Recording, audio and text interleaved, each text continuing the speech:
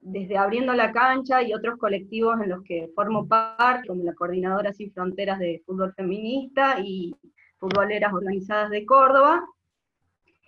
Entonces, más allá de que esté yo presente acá, es un trabajo colectivo y es fruto, ¿no?, de todos los talleres, plenarios y demás que hemos construido con las compañeras.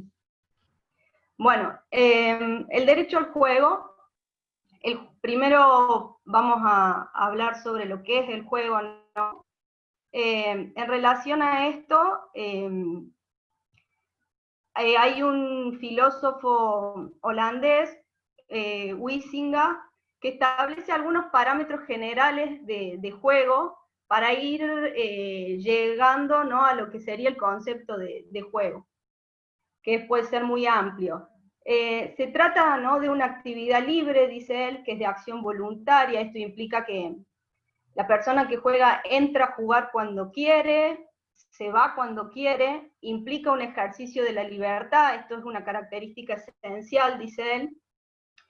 Y en ese ejercicio de la libertad hay placer, hay júbilo, y se da en el marco de acuerdos y se establecen reglas. Si bien existe el juego libre, donde pueden no estar las reglas o ir apareciendo a medida que se juega y se va construyendo así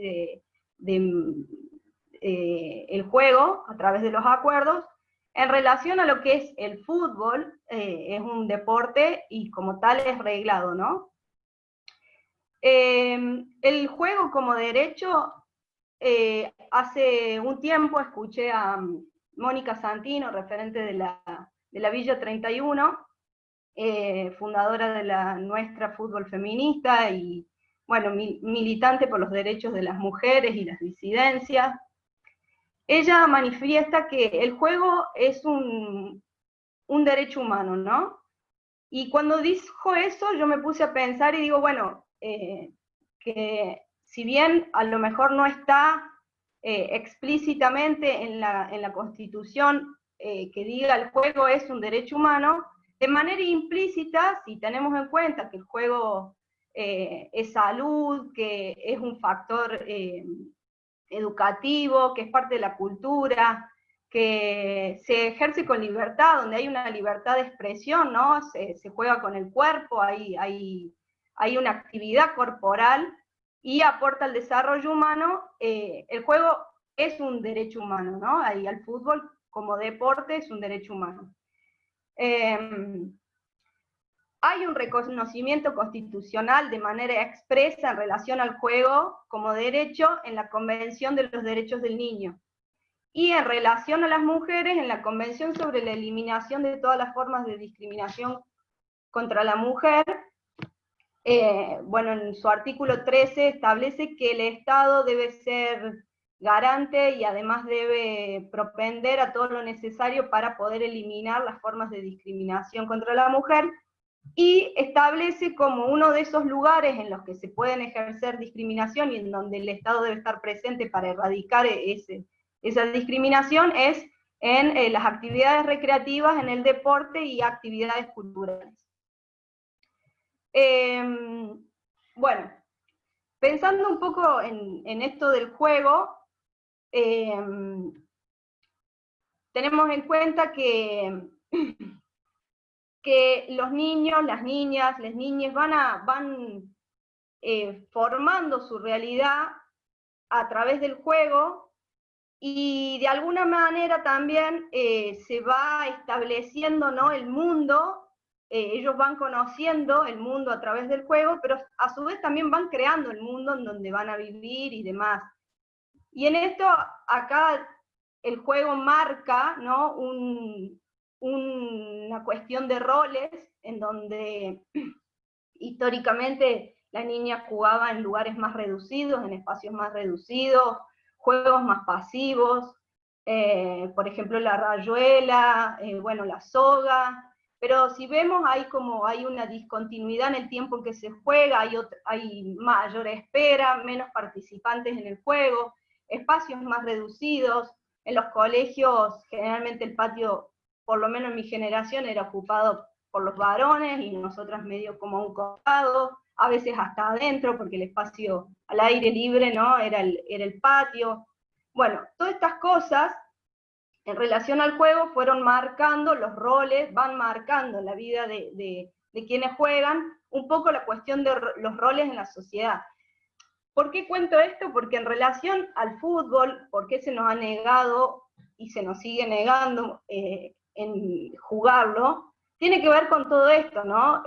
Para jugar al fútbol es una forma de expresarse, nos manifestamos con todo el cuerpo, hay mayor corporeidad, se sigue diciendo incluso que los hombres juegan, al jugar tienen mayor corporeidad, ¿no? Porque saltan, corren y demás, y como que nosotras no, pero en realidad es algo que es cultural y está instaurado. Entonces, ¿por qué se nos fue negado esto? Porque no iba con los roles para los que estaba determinado, ¿no?, la mujer que debía cumplir en la sociedad. Así es como, en relación a los espacios públicos, que implica el juego, claramente, ocupar una cancha de fútbol, se nos estuvo vedado. En relación al fútbol femenino, el origen, se dice que el primer partido se juega en Escocia, una activista por los derechos de las mujeres, Nati Honeyball, que quería demostrar que las mujeres podían hacer un montón de cosas y por eso demostró que podían jugar al fútbol. En realidad lo que ella buscaba era poder acceder al derecho al voto, ¿no? Entonces, como ya de por sí el origen del fútbol viene, ¿no?, con un contenido político muy fuerte y revolucionario. Ya el hecho de ser mujeres y jugar ahí tiene en sí mismo un acto revolucionario. Bueno, en relación a esto, existen en el país organizaciones sociales vinculadas a los clubes y demás, donde pensando, ¿no?, en nosotras, desde nuestro lugar, cómo se nos fue vedada esta posibilidad de jugar, trabajan desde distintas perspectivas las cuestiones de género en el fútbol. Así existe a nivel nacional lo que se denomina la Coordinadora Sin Fronteras de Fútbol Feminista, cuyas integrantes hay mujeres futbolistas, socias, dirigentes, trabajadoras de clubes, periodistas y organizaciones sociales que a través del fútbol buscan cambiar o transformar algunas realidades, como puede ser la nuestra Fútbol Feminista en la Villa 31, en Buenos Aires, y Abriendo la Cancha a nivel local, que es la organización de la cual formo parte, y donde tenemos una escuela para niñas de 5 a 18 años más o menos participan hoy. Bueno, en relación a todas estas personas que están dentro de la coordinadora, también hay mujeres que están directamente vinculadas a los clubes, como por ejemplo mujeres que están en la comisión directiva, como Nuri Escobar en San Lorenzo. En Vélez, las chicas las compañeras del Departamento de Género y Diversidad, en donde, bueno, lograron que ante la entrada de Centurión al club se les ponga una cláusula en su contrato sobre cuestiones de género, que si él las violaba, bueno, iba a ser merecedor de algunas sanciones que están estipuladas en el mismo contrato. Y esto, bueno, es importante porque si vemos, no solo los departamentos de género trabajan en relación a lo que es el fútbol femenino, sino con una perspectiva de género en todo el fútbol, ¿no?, en toda la institución. Bueno, el hecho de que lleguen mujeres a las comisiones directivas marca un poco una ampliación de oportunidades en relación al desarrollo del fútbol femenino y a este acceso al juego, ¿no? No es casualidad que San Lorenzo haya sido uno de los que primero hizo los contratos profesionales y que sea de los que hoy más contratos tiene. Bueno, la coordinadora se forma después de un encuentro de mujeres en Trelew, donde nos encontramos en la cancha y manifestamos, bueno, todas las problemáticas que teníamos, muchas similares, pero todas parten, ¿no?, del mismo origen, que es la imposibilidad de jugar como queremos. Bueno,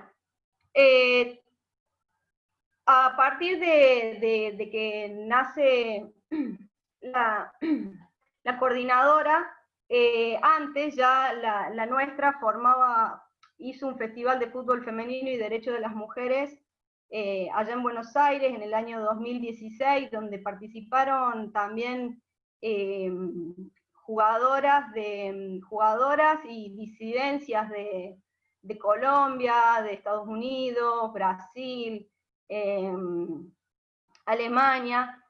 Y a raíz de eso se comenzó a hacer el festival todos los años, ya lleva su cuarta edición, este año sería la quinta edición, que está prevista en la ciudad de Neuquén. Cada vez hay más participantes, entonces ya el tema de la organización se vuelve un poco más complicada, y por eso, bueno, estaban pensando en hacerlo junto con las compañeras de Río Negro por las cercanías. El origen de este festival se remonta a Alemania, en donde la organización Discover Football beca cada año a mujeres para que participen del festival que ellos organizan.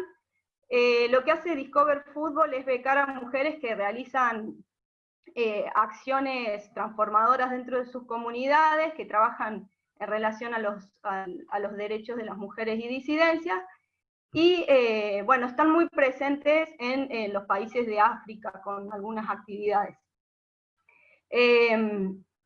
Discover Football así forma este festival, y la nuestra viaja a ese festival, logra la beca para ir, ellas participan y a la vuelta traen el festival.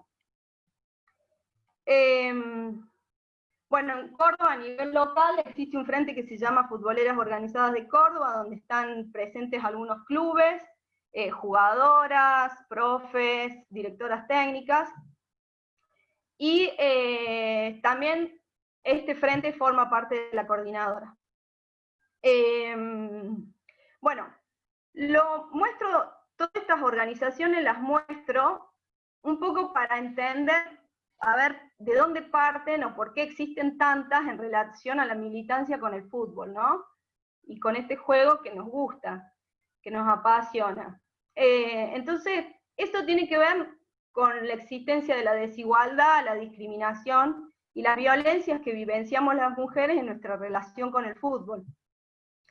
A pesar de que existe la ley de erradicación de la violencia contra las mujeres, se siguen perpetrando algunas violencias en relación al fútbol femenino con las mujeres.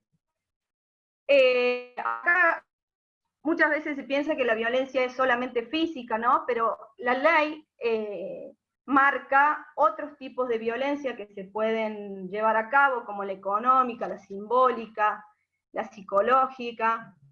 Y en esto, por ejemplo, la de la foto, la nena de la foto es Martina Raspo, que es una niña que de la Liga de Tiro Federal de Morteros, del Club Tiro Federal de Morteros, que quiere participar del torneo de la Liga de San Francisco junto a sus compañeros, y la Liga no le permite jugar porque, bueno, por su condición de mujer. Esto marca, por ejemplo, una de las violencias de tipo simbólica contra esta nena.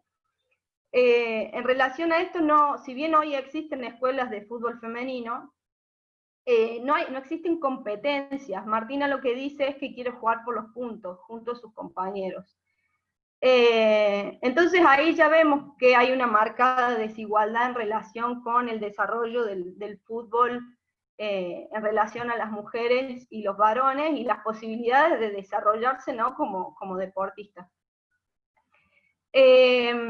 A Martina le hicieron el carnet, finalmente intervino el INADI, le hicieron el carnet, pero después, al momento de jugar, no le permitieron jugar, con lo cual eso marcó también no solo una violencia simbólica, sino también psicológica, donde se jugó con la ilusión de ella, de poder finalmente jugar contra sus compañeritos. Bueno, en relación a esta ley, establece que una de las modalidades para ejercer violencia es a través de las instituciones. E incluye a las instituciones deportivas, como pueden ser los clubes, las ligas y las federaciones. En relación a las violencias que sufrimos las mujeres, además de las nombradas anteriormente, también están las que hacen a la violencia económica en relación a que, por ejemplo, no hay recursos destinados para el fútbol femenino, ni materiales ni humanos para su desarrollo, lo cual marca una evidente diferencia con el fútbol masculino. Y si bien se dice que muchos clubes están en situaciones económicas difíciles, eso implica también, si nos ponemos a pensar que si un club pasa por situaciones económicas difíciles, quiere decir que el mismo fútbol masculino no estaría siendo rentable en algún punto.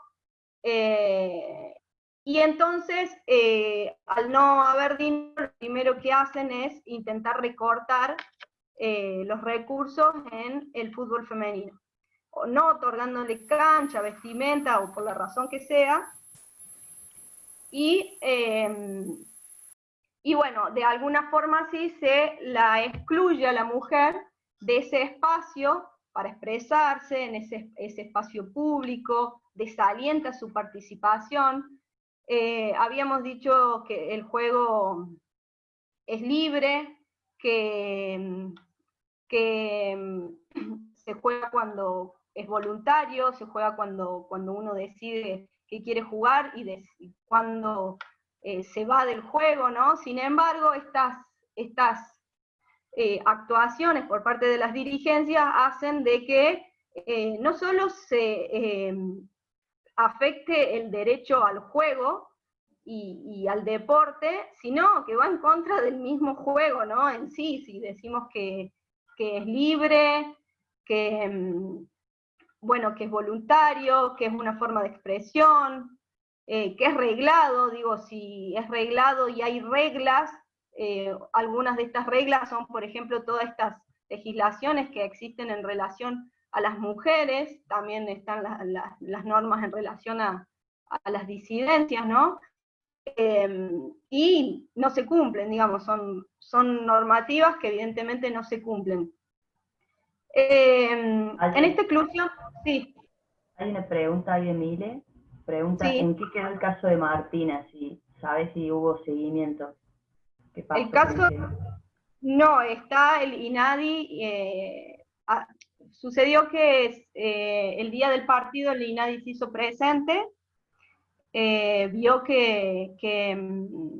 bueno, que no la dejaron jugar, entonces tiene que seguir interviniendo, pero el problema es que se necesitaba a un escribano, una escribana, para que, bueno, para que haga el acta, ¿no? Y marque, para que deje evidencia de eso, y bueno, no consiguieron porque lamentablemente es un pueblo muy chiquito y los pueblos de la zona nadie quiso intervenir en eso, no es que no haya gente, no es que no haya escribanías, pero nadie quiso intervenir. Así que bueno, pero el INADI está trabajando en eso. Bien, Aye. Y una más dice Rosalín, que le gustaría conocer brevemente tu recorrido de vida para luchar por este derecho. Dice, me gustaría conocer brevemente cómo fue el recorrido de Ayelén para luchar por este derecho. Si querés comentar Bueno, bien rapidito. bueno,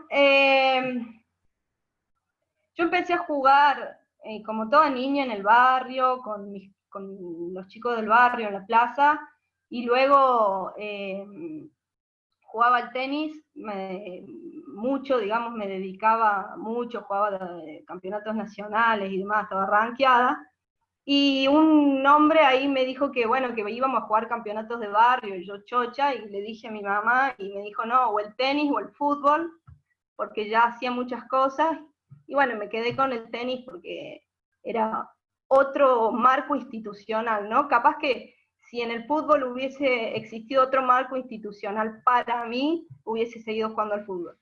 De todas formas, también, bueno, nunca le pregunté a mi mamá, pero puede ser que también detrás de eso haya algo en relación a todo esto que venimos charlando. Bueno, después entré a la universidad, en la universidad empecé a jugar en el equipo de la universidad, obviamente no teníamos cancha, no teníamos luz, entrenábamos de noche sin luz, sin cancha, todas esas situaciones que son un poco generalizadas en el fútbol femenino, y teníamos un profe que era para los varones y para las mujeres, y obviamente estaba pendiente de ellos y no de nosotras, y ya ahí a mí, y yo quería aprender, sobre todas las cosas quería aprender porque era lo que yo sostenía que me faltaba y tenía mucha necesidad de eso. Y bueno, y ahí ya empecé a pensar que tenía que estudiar para directora técnica. Empecé a averiguar y bueno, en ese momento no tenía dinero, era difícil, estaba estudiando y no lo hice. Y después entré a jugar en un club, me pasó exactamente lo mismo que cuento con la universidad, me pasó en el club y ahí ya dije basta, estoy cansada de esto. Y Antes jugaste decidí, en la Liga Cordobesa, ¿no? sí, jugué en la Que Liga Cordobesa 2 un años. profe me estuvo preguntando ahí, Vilche, si se acordaba de vos porque eras jugadora. Sí, yo con Vilche, me acuerdo, fuimos a la Copa Disney con las nenas, salieron campeonas acá. Bueno, esa fue una de mis primeras experiencias como profe, digamos, pero sin haber tenido un recorrido en la dirección técnica, fue junto a él. Sí, me acuerdo, no me voy a olvidar nunca. Una maravillosa experiencia, la verdad. Y a raíz de eso, de esa experiencia, a mí como con más fuerza también empezó a tomar en mí esta iniciativa de ser directora técnica. Hasta que finalmente estudié para directora técnica, me recibí, trabajé ya en varios lugares, en el fútbol masculino también, en una escuelita, y ahora estoy en el fútbol femenino. Eso más o menos rápidamente. Perfecto. Bueno, leo un comentario y seguimos. Sí. Rafaela Carignani. Es interesante también pensar que desde esta perspectiva las violencias institucionales de los espacios universitarios. Las universidades tienen áreas de deportes, por ejemplo, quienes jugamos al fútbol notamos y vivenciamos estas diferencias en presupuestos, usos, horarios de espacios, elementos de entrenamiento, y bueno, etcétera, etcétera, etcétera, cosas que ya conocemos. Gracias por el Sí. aporte. Claro, en relación a eso, creo que por eso es importante que se empiecen a abrir los espacios de los departamentos de género.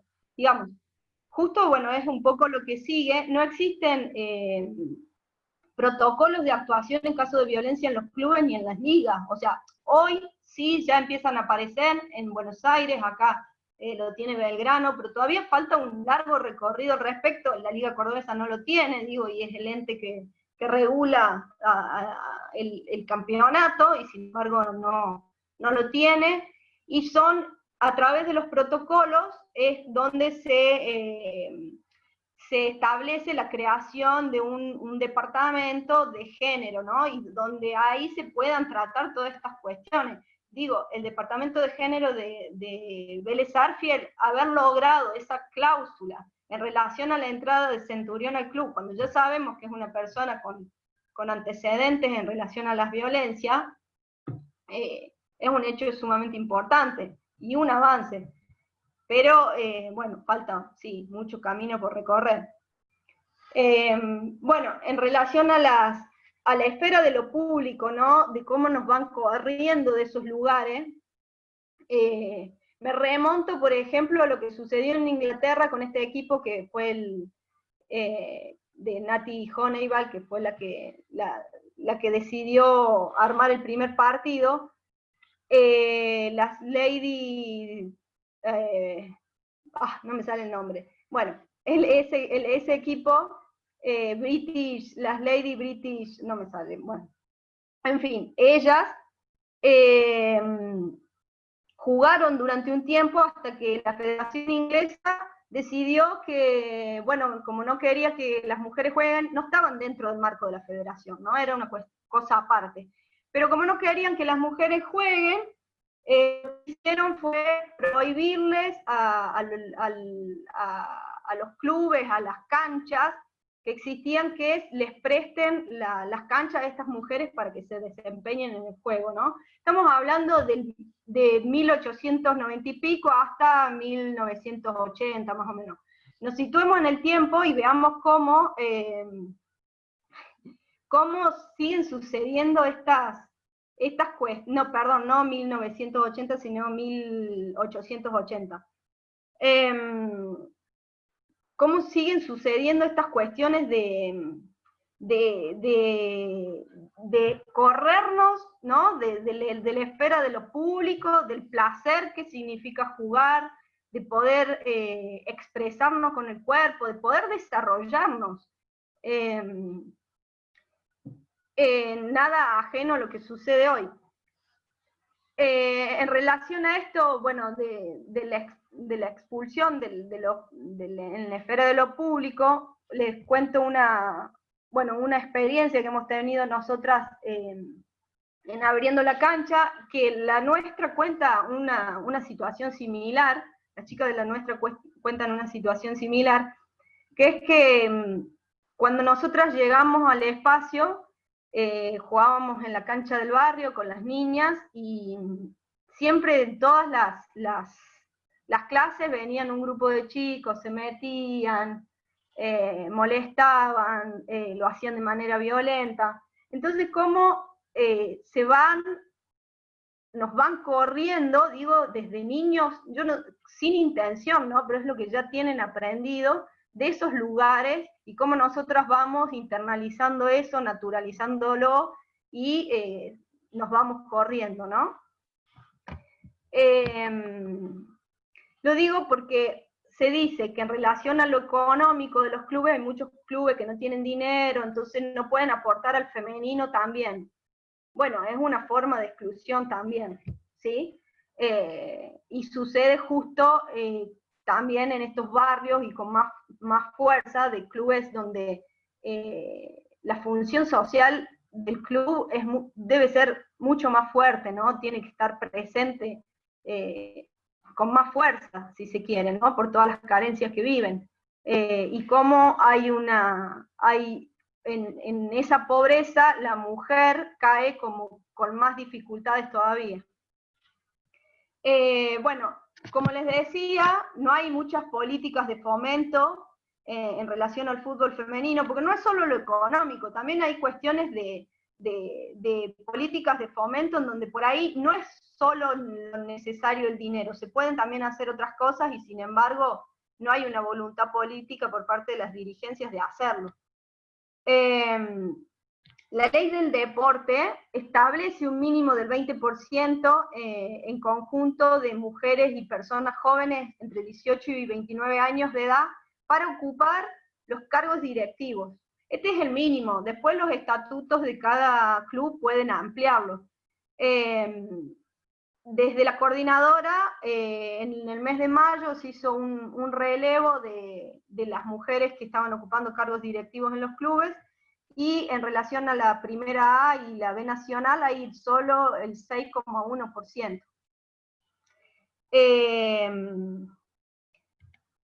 Bueno, en relación a la ley Micaela en los clubes, esto es una de las militancias que tenemos desde los espacios que nombré anteriormente. Queremos que se llegue a la ley Micaela en los clubes.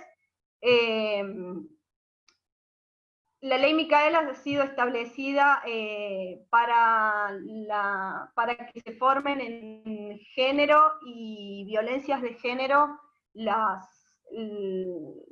gente que trabaja en los 3 poderes del Estado. Ya hay algunos antecedentes de la ley Micaela en los clubes hay un proyecto de ley que entró en la legislatura bonaerense este mes, y Belgrano, el club de acá de Córdoba, manifestó adherir a la ley Micaela, así que esto es un precedente a nivel social importante para Córdoba.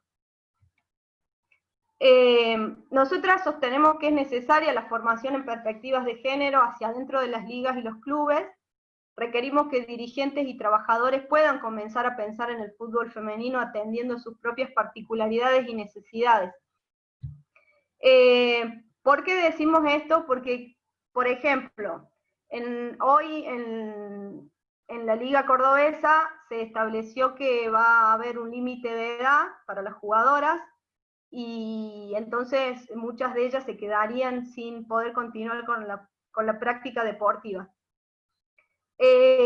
Cuando se toman estas decisiones es evidente que no tienen perspectivas de género, que no tienen en cuenta estas particularidades que tiene el fútbol femenino. La mayoría de nosotras en Córdoba hemos comenzado de grandes a jugar, muchas incluso han comenzado cuando en el año 2012 se incorpora el fútbol femenino a la liga.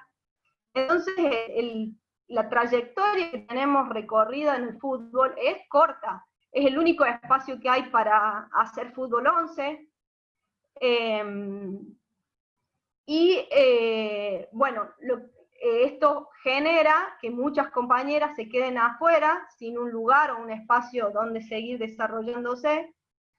No se tienen en cuenta, como dije, todas estas cuestiones que tienen que ver con las mujeres, y implica una violencia simbólica, hasta psicológica en algunos casos, porque hay por ejemplo, jugadoras que vienen de otras provincias, donde se ha generado un vínculo en el club, una familia, una casa, donde se sienten bien, donde se sienten, bueno, acompañadas. Todo eso va a generar cuestiones que pueden afectar a la persona, ¿no? Y quieren establecer, por ejemplo, lo que se piensa desde la liga es hacer un torneo de veteranas. Eso, a ver, otra cuestión, no se tienen en cuenta los planteles que ya están armados, porque la medida fue tomada de manera repentina, en menos de un mes que empiece el torneo, lo cual también implica que hay hasta una falta de respeto por los cuerpos técnicos que trabajan en el fútbol femenino, que algunos cuerpos técnicos están formados por mujeres, ¿no? Y bueno, son violencias que experimentamos, y que, bueno, ahora estamos unidas entre jugadoras, las organizaciones, tratando de ver cómo revertir esto.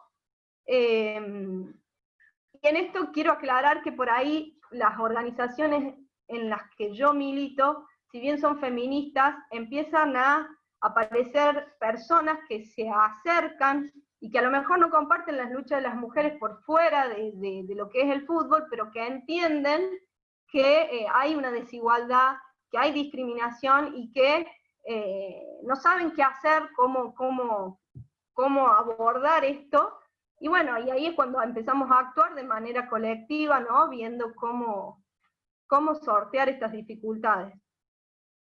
Otra de las cosas que me parece que marcan esta falta de perspectiva de género es, por ejemplo, en relación a los pases. En Córdoba, como en muchas otras ligas, el fútbol masculino se establece un sistema de pases en donde si yo me quiero ir de un club, me puedo ir, pero el club del cual me voy me tiene que firmar el pase para poder ir a otro club a jugar. Si no, no podría jugar. Muchas veces el club del cual uno se está yendo le pide que pague una determinada cantidad de dinero o en pelotas, y por ahí los clubes que te reciben no van a pagar porque no invierten en el fútbol femenino, no invierten ni siquiera en otorgarle la cancha a las chicas, menos van a pagar, ¿no?, un pase. Entonces estas cuestiones, si nos ponemos a pensar de que los clubes no hacen inversiones en cancha, no hacen inversiones en vestimenta, no hacen inversiones en los torneos, porque en algunos casos hay clubes donde las chicas pagan el torneo. ¿Cuál es por qué si yo me quiero ir del club tengo que pagar si en realidad el club jamás ha hecho una inversión en mi desarrollo ahí? Los cuerpos técnicos no cobran, a veces son las chicas las que les pagan, pero para que puedan solventar los viáticos. Entonces resulta injusto y ajeno a la realidad del fútbol femenino, lo que demuestra que no es más que un modelo que se utiliza para el fútbol masculino, que vinieron y lo implementaron en el femenino como si funcionara, y sin tener en cuenta estas particularidades. En el fútbol masculino hay expectativas muchas veces de poder cobrar los derechos de formación, que son un club cuando es formador de niños, bueno, de deportistas, llegan a grandes y logran sus contratos profesionales. Un porcentaje de esos contratos en clubes, supongamos de primera división, es a estos clubes formadores. Entonces, realidades que no existen en el fútbol femenino. Los derechos de formación hoy no existen en el fútbol femenino, eso la AFA la FIFA lo estableció así, no por una cuestión discriminatoria, sino justamente para fomentar el fútbol femenino, ya que sabe que por ahí esas inversiones no van a existir. Pero esta cuestión de los pases en las ligas, nos damos cuenta que es totalmente ajeno a esas realidades, y que si tomamos en cuenta la FIFA, que ya sí tiene cierta perspectiva, porque está pensando en cómo promocionar el fútbol femenino y por eso no establece los derechos de formación, por el contrario, cómo funciona, por ejemplo, en Córdoba el sistema de pases. Bueno, en relación a los clubes adoptan una forma de persona jurídica que es las asociaciones civiles sin fines de lucro. Esta forma que adoptan se le otorga ese tipo de personería porque tienen por fin promocionar la práctica deportiva, promover a su desarrollo. Entonces, por tales razones, resulta inadmisible pensar que en el fútbol femenino, el deporte femenino, sea un gasto y no una inversión. Entonces, si las ligas y los clubes tienen como sus fines la inclusión, no puede dejar afuera de ese fenómeno identitario del club a las mujeres. En relación a esto, digo que el objetivo de estas asociaciones, de los clubes, son justamente aportar al bien común, al desarrollo humano, a promover la práctica deportiva, bueno, a todas estas virtudes que tiene, ¿no?, el juego para el ser humano. Y entonces, si el objetivo no es el lucro, porque es una asociación sin fines de lucro, lo cual tiene esta formalidad jurídica, tiene la ventaja de que quedan exentas de ciertos tributos, no pueden estar pensando en que en el fútbol femenino es un gasto, o sea, tienen que pensarlo también en una inversión, porque no es solamente entrada económica, hay inversiones en ese mismo desarrollo del ser humano, que están parados, como dijimos, en un montón de legislaciones, y que es un derecho humano. Bueno, ya cerrando, les voy a leer en relación a Mónica Santino, que la nombré al principio, que es una referente de la Villa 31, militante por los derechos de las mujeres y las disidencias, que ella sostiene que el fútbol sirve como herramienta para erradicar la violencia de género. Y ella dice que el deporte, desde el punto de vista de la mujer, logra que podamos entender que con nuestros cuerpos podemos hacer un montón de cosas, y no solo las que culturalmente están habilitadas. Te hace sentir más empoderada, más segura de vos misma, te hace levantar la cabeza, y levantar la cabeza en los barrios carenciados es un montón.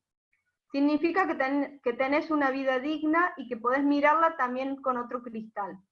Entonces el deporte es todo eso, genera pertenencia, entender que las transformaciones son colectivas y pensar que los cambios son posibles y que los podemos hacer desde adentro de la comunidad para afuera. Entonces creemos que es una herramienta fundamental en aspectos de inclusión, pero desde el punto de vista de las mujeres aporta una herramienta para erradicar la violencia de género. Porque el fútbol tiene componentes y una identidad masculina muy fuerte. Tiene una mirada muy patriarcal, porque está hecha en base a identidad de varones. Entonces, cuando una mujer siente que puede jugar, que puede patear un penal, que puede hacer un cambio de frente, que puede correr, que puede saltar, que puede lastimarse, eso la hace sentir muy empoderada, desde su propio cuerpo, desde su propio territorio y lugar. Por lo tanto, creemos que una piba que practica deporte o que pasa por el fútbol tiene menos chances de convertirse en víctima de violencia. Por eso es importante que las mujeres vayamos conquistando lugares adentro del fútbol.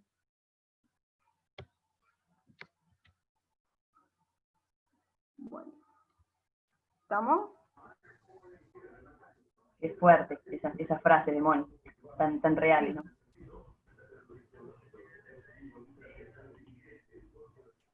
Bueno, excelente, Ale, la verdad que gracias por compartirnos toda tu experiencia, toda tu militancia. Creo que estamos en un momento cultural y de cambio en donde estas charlas son súper necesarias, así que bueno, agradecerte por toda la presentación y bueno, abrimos un ratito micrófonos, si algunas quieren comentar algo, algunos, preguntar.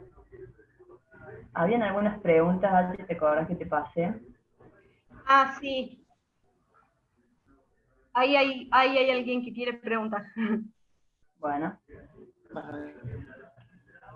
Hola, ¿qué tal? Activar los micrófonos. Ahí está. Hola, Vani, ¿todo bien? ¿Qué tal? Bien, ¿cómo andan? Excelente la charla, la verdad que muy enriquecedora.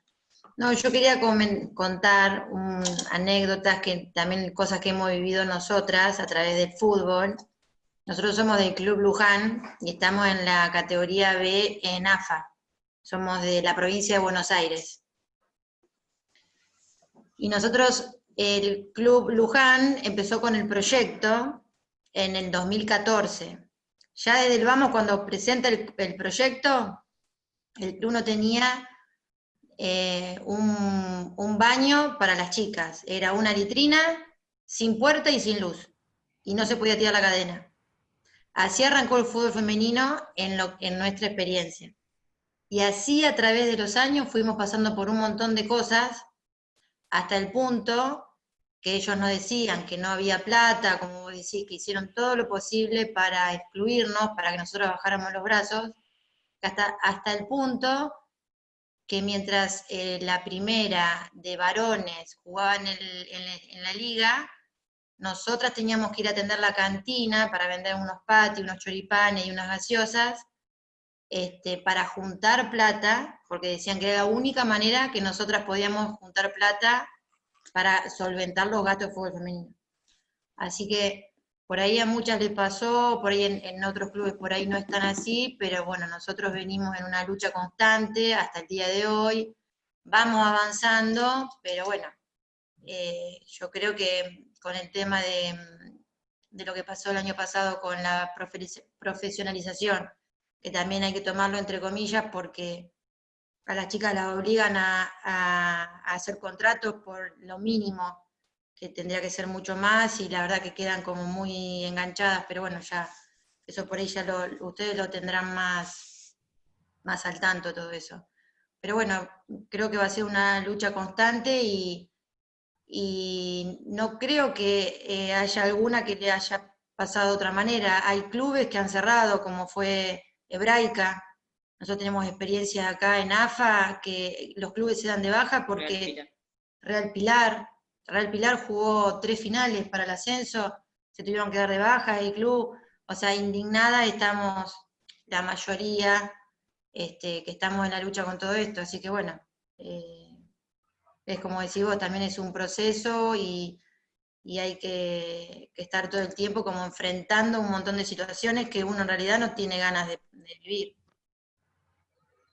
Sí, sí, lamentablemente es así, pero no hay, digamos, en mi experiencia no hay otra forma más que actuar, porque si no nos quedamos en la espera constante, digamos, hemos hecho un culto a la espera, esperando a ver si nos dan algo, esperando, y eso no llega. No llega porque no hay voluntad política de que eso suceda. Digamos, hasta que no apareció Macarena Sánchez y metió una denuncia, no pasó nada, digamos, la profesionalización no llegó. Entonces creo que también hay mecanismos, el Estado, digamos, tenemos normas, tenemos leyes en contra de la discriminación de la mujer, tenemos avales, tenemos en el Estado el INADI, el Instituto Nacional contra la Discriminación, podemos acceder... Tenemos un ministerio ahora. Tenemos Ministerio de la Mujer, tenemos el Defensor del Pueblo, y en última instancia tenemos el recurso judicial, ¿sí? Entonces, creo que estamos amparadas para presionar. Ahora, si la presión no es colectiva, es muy difícil, porque es una sola loca que va y se queja, ¿no? Entonces hay que aunar fuerzas y también entender que nosotras participamos, como dijimos al principio, de un juego que es reglado, ¿no? Un juego donde existen reglas y es reglado. Bueno, de la misma forma que queremos hacer cumplir las reglas en el fútbol, bueno, que se cumplan las reglas que existen en relación a la persona humana, porque nos corresponde, porque es un derecho. O sea, es un derecho y lo tenemos, y está reconocido y está garantizado. Eso por un lado. Y después, por ahí pienso que las normas vienen justamente a intentar poner en un plano de igualdad estas situaciones, ¿no? En que existan mecanismos para ponernos en un estado de igualdad. Yo lo comparo en relación al fútbol, o sea, mi vida pasa por el fútbol, así que la voy como ahí haciendo una metáfora de eso, y pienso en una de las reglas del fútbol es, por ejemplo, si me hacen una falta, se cobra un tiro libre.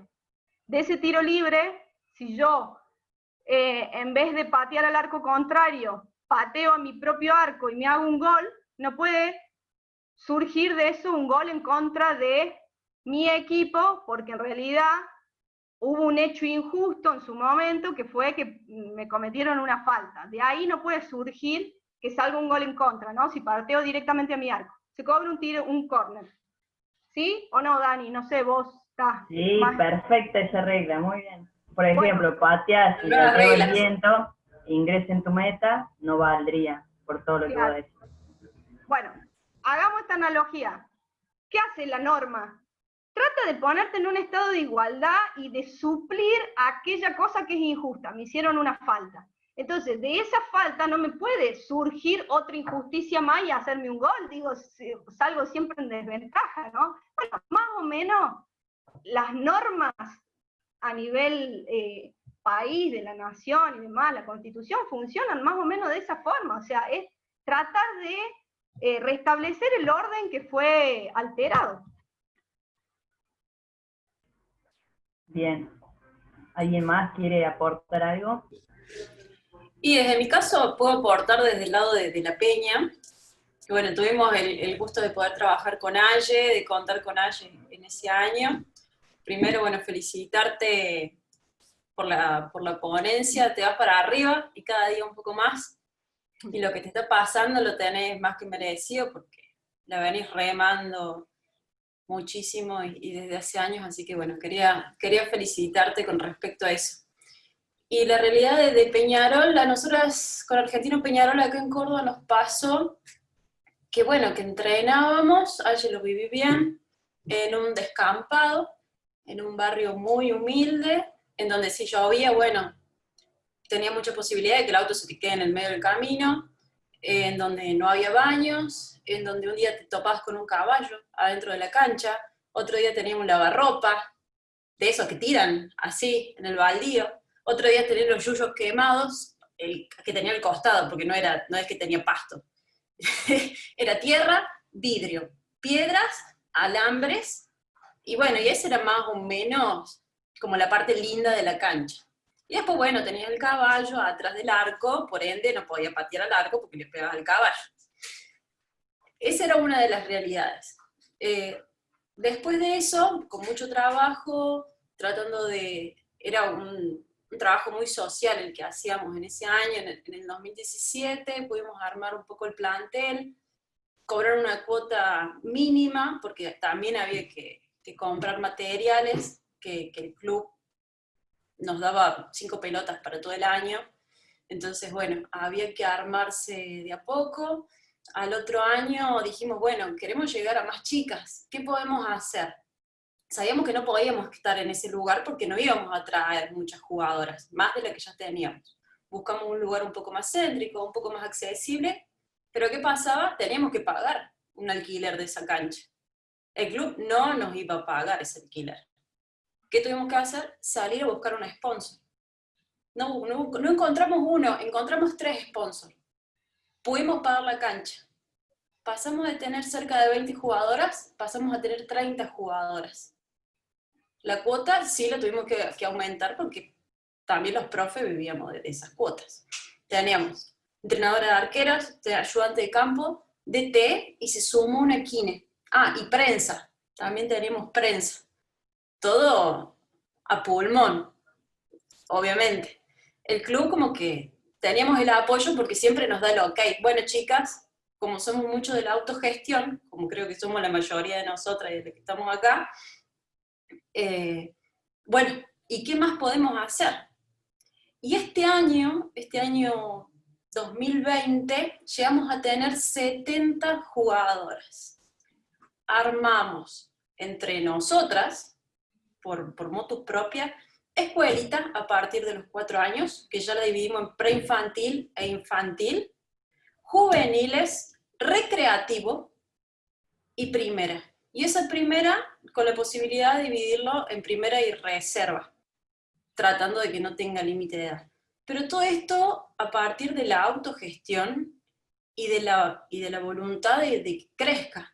Y con la posibilidad de que si a nosotros Peñarol nos suelta la mano, que por ahí suele estar, vieron que nunca sabes, como no es obligatorio, nunca sabes cuando el club te va a decir, bueno, ya está, nos tienen podrida, vaya nomás.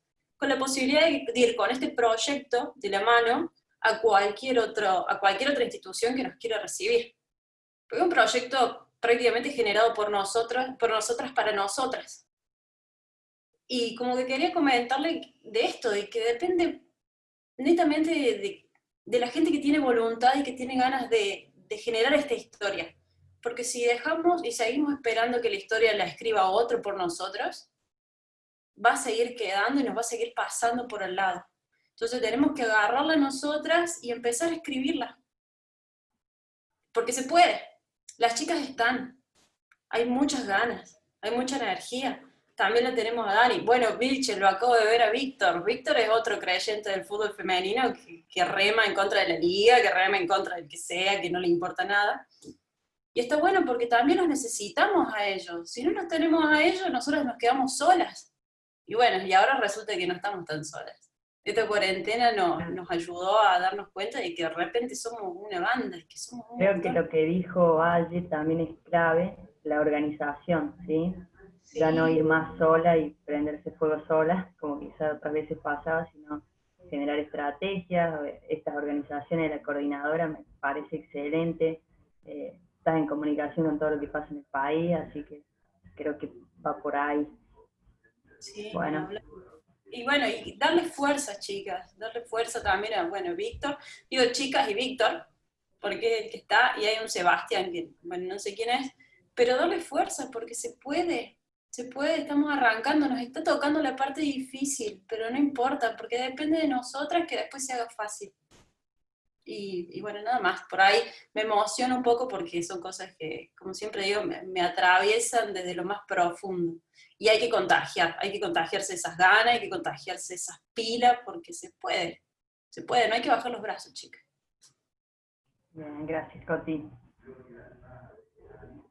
Sí, yo creo que es cierto lo que dice Coti, que bueno, depende mucho de las ganas, pero hay que pensar que en realidad no es nuestro trabajo. Nosotros ocupamos un rol de directoras técnicas y nos tenemos que abocar a eso. No tenemos que el tiempo tener que estar pensándolo en juntar monedas para pagar la cancha, para pagar el torneo, las remeras, no, o sea, porque no lo hacen los cuerpos técnicos masculinos. Entonces ahí ya se evidencia una desigualdad y que la ponen las comisiones directivas. Entonces hay que marcarles la cancha a la comisión directiva. Esto no es así, existen, lo vuelvo a decir, legislación al respecto donde nos ampara, usarlas, hacérselas saber, y generar por ahí también pensar no solo en el desarrollo del fútbol femenino desde la escuelita y desde esos lugares, sino también desde los lugares donde se cambian las cosas, que son la mesa chica. Porque donde se cambian las cosas es la mesa chica, estar adentro de la liga, estar adentro del club, ser comisión directiva, digo, ahí es donde se marca la cancha. Por eso me parece importante estos departamentos de género y que las mujeres podamos acceder a estos espacios. Existe a nivel nacional la ley del deporte que establece un cupo femenino. Lamentablemente, como todo, como en su momento también fue la ley de cupo femenino para el Congreso de la Nación, lamentablemente es así el cupo femenino para los cargos políticos. Los partidos políticos, ¿no? Tienen que tener en sus listas el cupo. En relación a eso,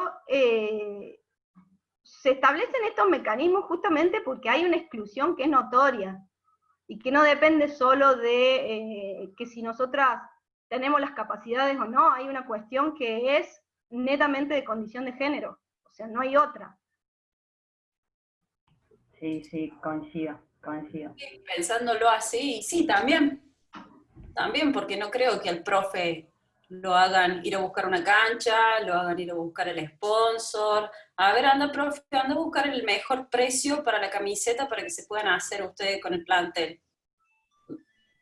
Y eso es cierto también. Muy cierto allí. Bueno, ¿alguien más quiere comentar algo? ¿Alguna pregunta de lo que expuso ayer? Alguna de las preguntas de una chica de Rosario Central era cómo se entendía el deporte, fútbol, como juego, como derecho, en ese marco ya de semiprofesionalización, algo así era la pregunta. A ver, voy a ver si me encuentro. De competencia. Exacto, eso. Bueno, ¿Cómo se hace en ese caso? Yo, a ver, el derecho a jugar está, como les planteé, está avalado, existe.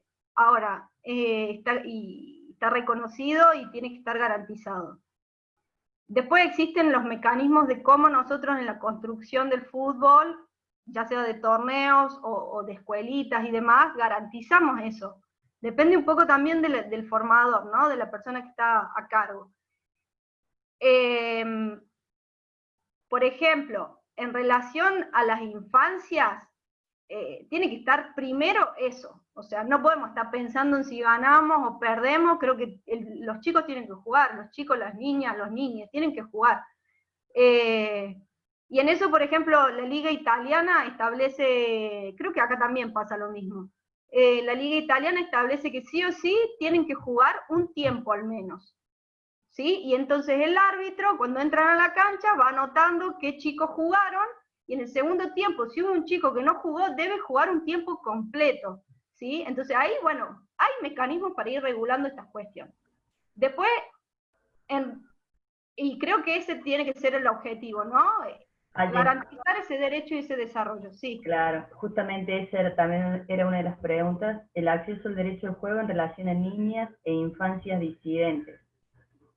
Bueno, en relación a...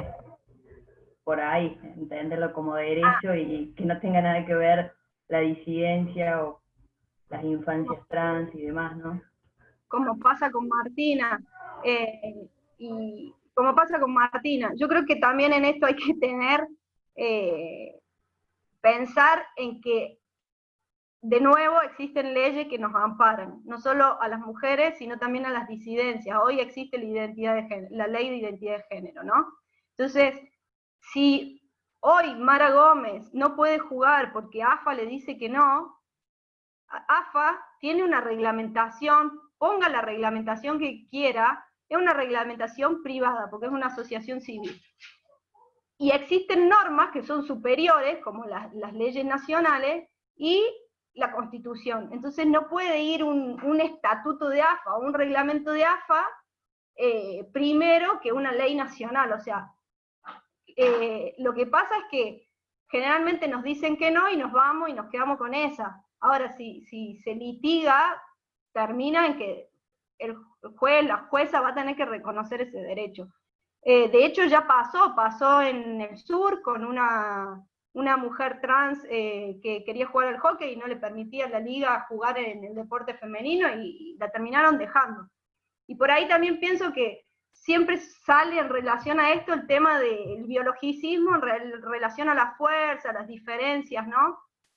Pensemos qué daño nos ha hecho a las mujeres el biologicismo durante tantos años, porque todos estos roles nuestros nos fueron dejando de lado basados en concepciones biológicas.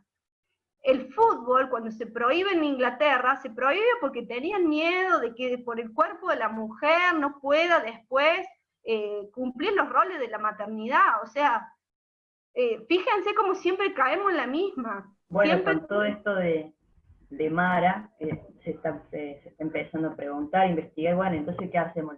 ¿Testeamos las hormonas? ¿Cómo hacemos tanta invasión a esa pobre jugadora que quiere jugar? Entonces siempre es caer en el biologismo, y quizás es reflexión para más adelante y no tan futuro, pensar otras lógicas del deporte, ¿no? Porque me imagino en unos años no va a ser solamente Mara, no van a ser chicos trans, chicas trans, entonces, bueno, ¿cómo vamos a pensar el deporte?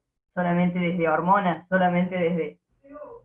Va a ser un lindo debate interesante, pero bueno, es siempre en las minorías caer en estos análisis, en estas lógicas que nos hacen mal, obviamente. Sí, yo pienso como vos, Dani, es así, vienen también infancias diferentes, infancias disidentes, que hay que ir adecuándose y ir pensándolo. También en relación a estas cosas, pensamos mucho siempre desde la biología, ¿no? O sea, como que agarramos, la educación física no es solo la biología, no es solo fundamentos biológicos, digo, o sea, también tenemos pedagogía, también tenés psicología, también tenés otras ramas, y el persona, o sea, el concepto de persona viene de las ciencias sociales, no viene de la biología. La biología te define vida, te define otras cuestiones, no el término persona. Persona viene de las ciencias sociales y hay que pensarlo desde la psicología, desde el derecho, desde la sociología, desde la antropología. Digo, como que siempre nos quedamos en eso, y el deporte es aportar al desarrollo humano. Bueno, Valle, también estas charlas que estuvimos hace unos días también, cuando está tan de moda hablar del ciclo menstrual en el fútbol femenino, ¿no? Qué tema también, y sí, es importante seguramente en el alto rendimiento, puede ser que influya, ¿no? Pero todo el tiempo abocado ahí a las hormonas, cuando quizás tenemos unas problemáticas un poquito más graves o de fondo. No digo que no sea importante, y como profe de educación física lo tenemos que saber, hay un cambio hormonal durante todo el mes, pero yo lo entiendo por ahí también un poco como vos, como que siempre vamos al biologicismo, siempre están todos ahora pensando a ver cómo influye la menstruación, y de todas estas cosas de Mara nadie habla, o de las violencias institucionales que sufrimos nadie habla, es como que vamos a lo biológico, educación física, fútbol femenino, eso es lo único que somos, cuerpo biológico. Claro, sí, es que ese ha sido el problema de la historia de nuestras vidas, digamos. Sí, no desestimarlo, pero pensarlo que también hay que tener otras concepciones también y tener una mirada más interdisciplinaria. Exactamente. Bueno, podríamos estar charlando horas, ¿no? Que nos piensan como personas gestantes solamente, como y podríamos ser, pero bueno, gracias, Ale, la verdad, por toda tu experiencia y por hablar de estos temas que muchas veces nadie quiere hablar de estas cosas. Y bueno, bien formada en todo lo legal. También es necesario formarnos en estas cosas, en las leyes, en saber que estamos contempladas, que estamos sufriendo desigualdades y partir desde ahí, ¿no? Gracias a todos los que se conectaron, los que estuvieron hasta ahora, escuchando simplemente. Así que bueno, gracias y nos vemos la próxima. Gracias a vos. Qué bueno que hayas abierto el espacio.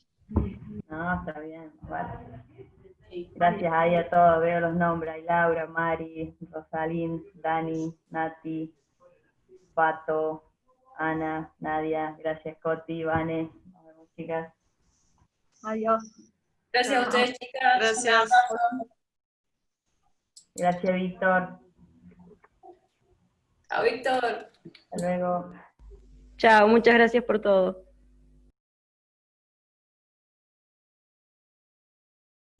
Chao, chicas, gracias. Chao Mile, gracias por lo de anoche también. Gracias por el espacio. Beso grande. Hasta luego.